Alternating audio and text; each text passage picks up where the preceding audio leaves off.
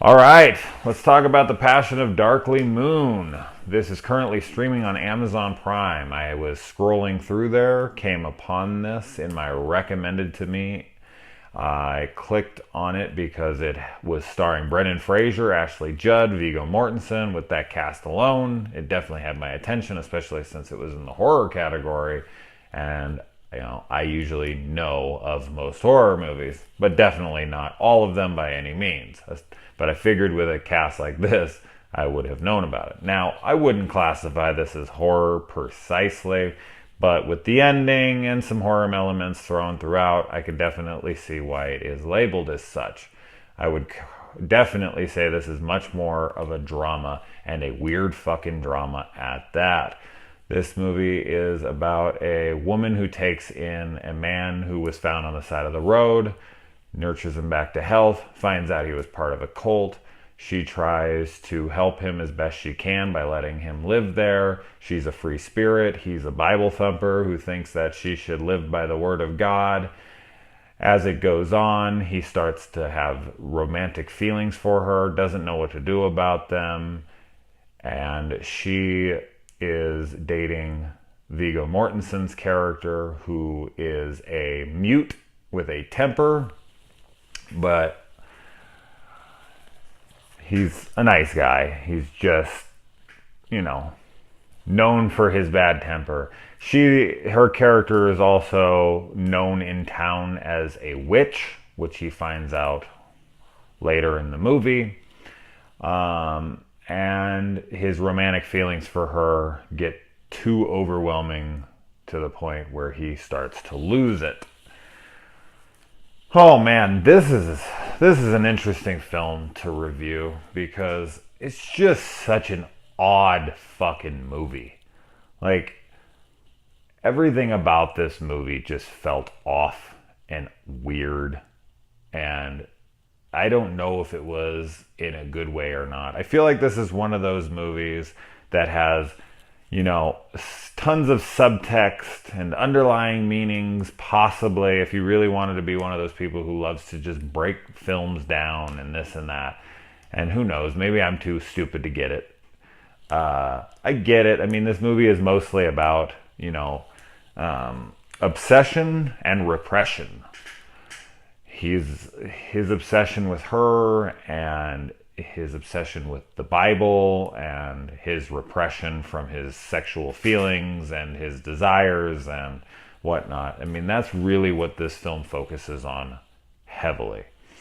Now, as far as like the good things, the things that I can really give it credit for is I think the acting all around was great. Especially Brendan Fraser. He has a stutter in this, and he is a religious fanatic, and I've never seen that side of Brendan Fraser in any movie. I mean, I grew up with him in Encino Man and the Mummy movies and stuff like that, and so seeing him actually like act.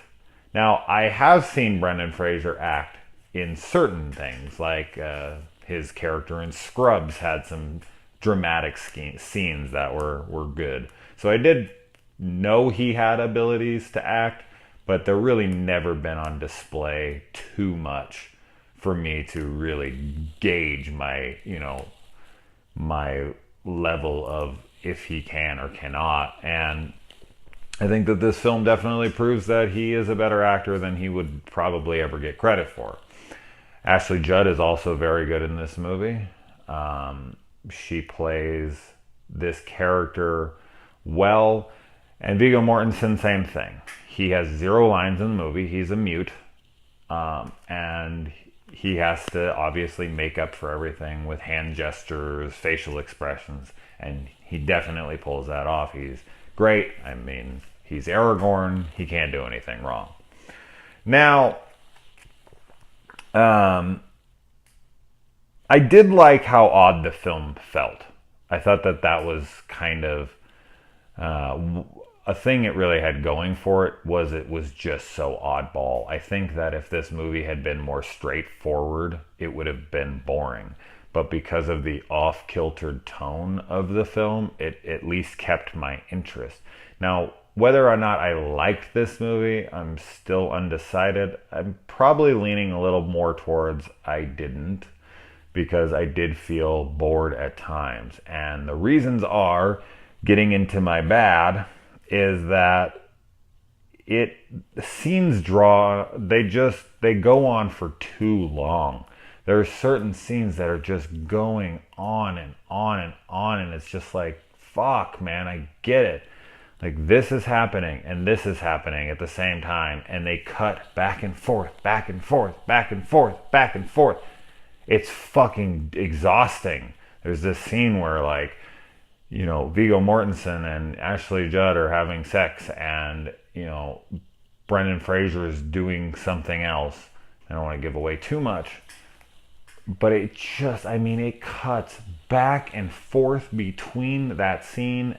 And that's another thing in this film. The editing is just so chaotic. Now, I get that they're trying to add tension. They're trying to add unease. The film is chaos in the scenes where they're trying to add dramatic effect.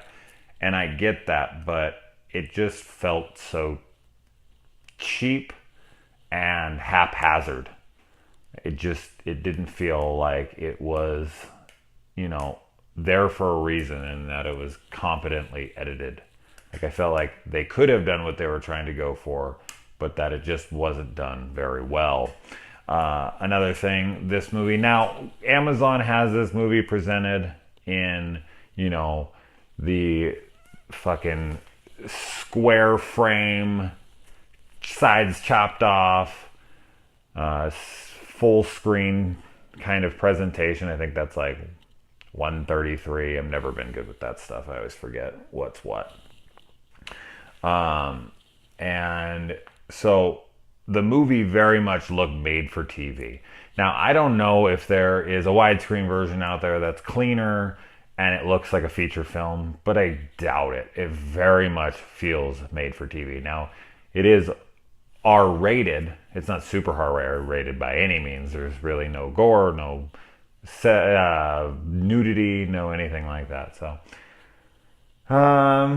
the movie definitely changes pace around the 1 hour mark. Like, it's just a straight up drama from minute 1 to 60 minutes in.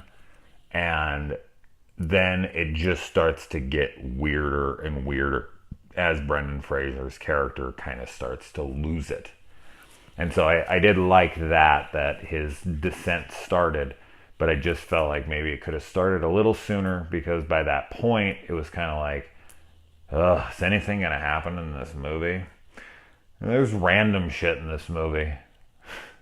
Like this huge floating shoe and this, you know, traveling circus, and this woman who lives out in the middle of nowhere that he finds, and their relationship, and the, you know, Brendan Fraser keeps seeing his dead parents and their conversations with him and the way those are done. I did like the dead parent scene. I thought that those were really cool and definitely the most horror element by far of this movie. But yeah, I mean, that's really all I have to say about it. It's not a film I would recommend, personally. I mean, I definitely think there's a crowd out there for this. I was on IMDb looking through reviews, and there was people on there saying that this was the best movie they have ever seen. I'm pretty sure it's the only movie they've ever seen, or the only other movie they ever saw was like Manos, Hands of Fate. It's nowhere near that bad. I'm not saying, just best movie you've ever seen. To each their own, but I didn't find myself all that entertained.